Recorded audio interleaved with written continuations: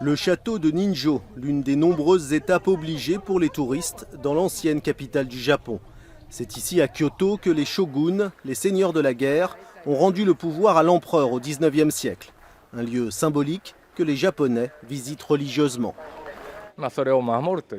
C'est très important de perpétuer cette tradition de la lignée de la famille impériale.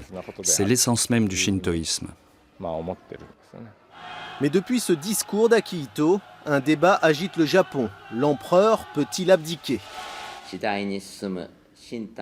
Quand je vois ma forme décliner, je m'inquiète de la difficulté à remplir mes fonctions en tant que symbole de l'État.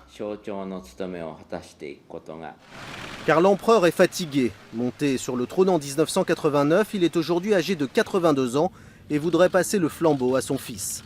Mais pour cela, il faudrait changer la constitution, une véritable révolution dans ce pays baigné de tradition. Depuis l'ère Meiji, l'empereur n'a jamais abdiqué. C'était la norme depuis cette époque, il y a un siècle. Donc si l'empereur devait abdiquer, ce serait vraiment quelque chose de révolutionnaire.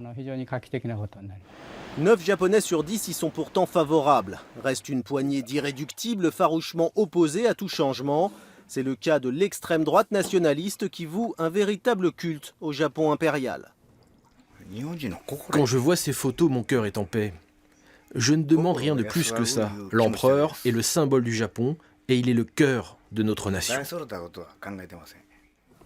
Masakazu prie tous les jours devant cette petite photo de l'empereur. Pour lui, une abdication est hors de question. L'extrême droite d'Osaka est réputée proche des groupes mafieux, les fameux Yakuza.